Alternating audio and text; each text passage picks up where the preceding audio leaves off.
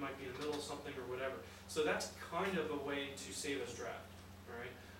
In order to get back to it, you'll still be able to see it when you're logged in, but nobody else will. So you just go in there, edit blog, and check that checkbox. Now, if you want to override the blog settings, maybe you're talking about something controversial.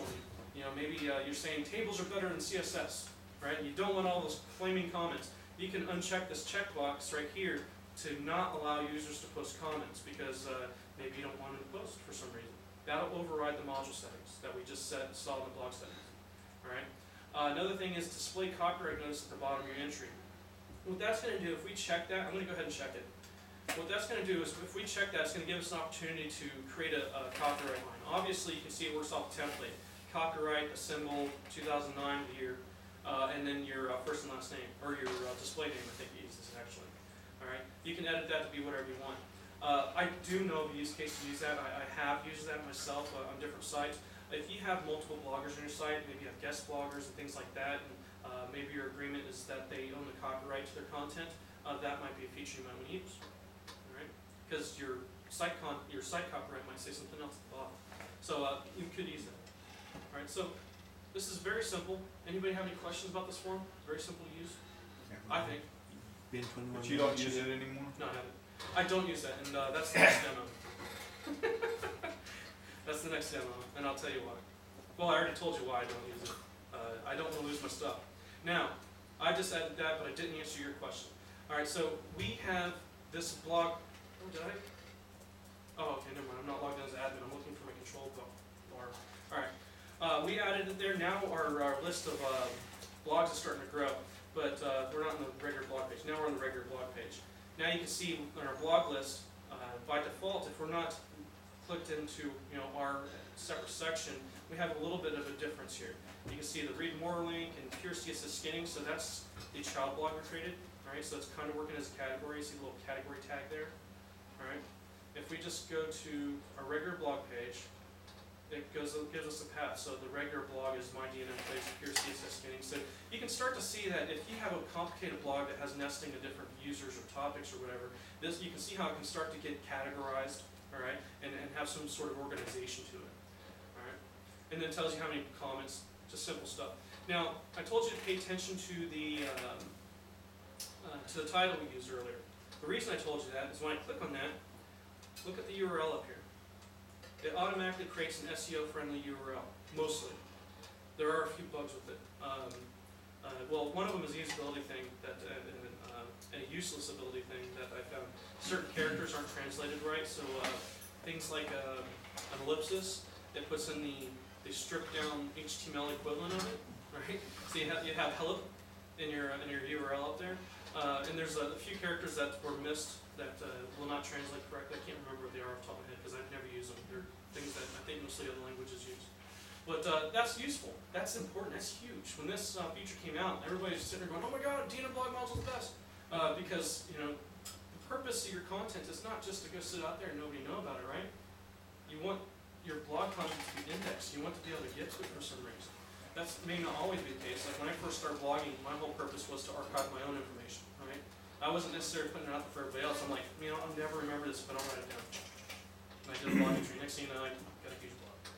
All right.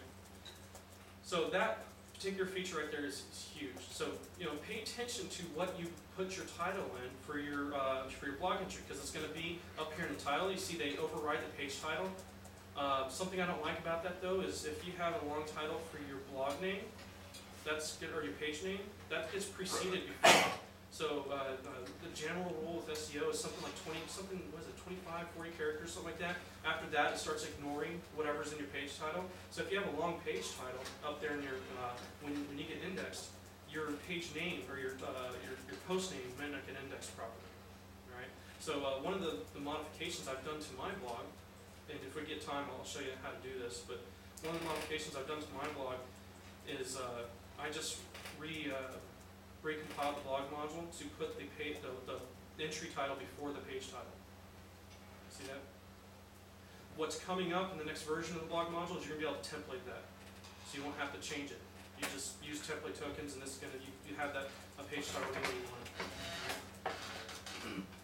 it. Okay. So something else that's a CSS bug that they have in there, that's not clickable anymore, but it still does that. It's very easy to fix, and there's a default fix coming out for it soon. Yeah, I hate that. All right, so now you can start seeing that we still have the drill down in here. We have the trackback button.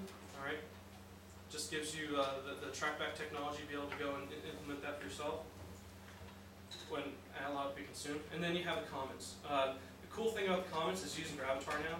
Gravatar is a tool if you like personalization with your little icon and stuff. And we have our caption. Comments is required. Oh, so that Gravatar was new on 350 I think is when it started. Yeah, because I just saw that on one of the blogs. Yeah, that's relatively new. Yeah, it is. So any questions on adding a blog entry? All right. Now what I do to usually save this, all right, if I'm writing, I'm answering your question now. I'm adding a blog entry. And I'm putting this in my DNM place this time.